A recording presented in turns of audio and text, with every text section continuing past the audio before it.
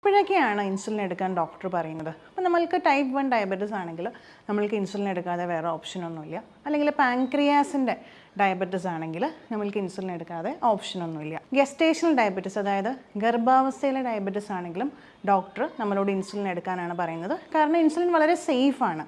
കുട്ടിക്കും അമ്മയ്ക്കും പ്രത്യേകിച്ച് പ്രശ്നങ്ങളൊന്നും ഉണ്ടാവില്ല. അതുകൊണ്ടാണ് ഡോക്ടർ ഇൻസുലിൻ എടുക്കാൻ പറയുന്നത്. പിന്നെ നിങ്ങൾ ടൈപ്പ് 2 പ്രമേഹ ബാധിതനാണെങ്കിൽ 3 മരുന്നുകളുടെ മാക്സിമം ഡോസിലും നിങ്ങളുടെ ഷുഗർ കൺട്രോൾ ആവുന്നില്ലെങ്കിൽ നമ്മളോട് ഇൻസുലിൻ എടുക്കാൻ പറയും. പിന്നെ നമ്മൾ എന്തെങ്കിലും മേജർ സർജറി അങ്ങനെ എന്തെങ്കിലും പ്ലാൻ ചെയ്തിട്ടുണ്ടെങ്കിൽ നമ്മളോട് ഇൻസുലിൻ എടുക്കാൻ പറയും. കാരണം എന്ന് വെച്ചാൽ നമ്മൾ ഇൻസുലിൻ എടുക്കുമ്പോൾ ഷുഗർ കുറയ്ക്കുക എന്നല്ലാതെ നമ്മൾക്ക് വേറൊരു ഗുണവും കൂടിയുണ്ട്. ഇൻസുലിൻ ഒരു ഗ്രോത്ത് ഫാക്ടറാണ്. അതായത് മുറിവൊക്കെ ഉണങ്ങാൻ ഇൻസുലിൻ സഹായിക്കും. അതുകൊണ്ട് എന്തെങ്കിലും സർജറി ഒക്കെ ഉള്ളപ്പോൾ ഡോക്ടർമാർ ഇൻസുലിൻ എടുക്കാൻ പറയും. പിന്നെ നമ്മൾക്ക് എന്തെങ്കിലും മുറിവുണ്ടെങ്കിലോ ഇൻഫെക്ഷൻ ഉണ്ടെങ്കിലോ ഇൻസുലിനാണ് ബെറ്റർ. അപ്പോൾ ഈ കണ്ടീഷൻസിലൊക്കെയാണ് നമ്മളോട് ഡോക്ടേഴ്സ് ഇൻസുലിൻ എടുക്കാൻ പറയുന്നത്.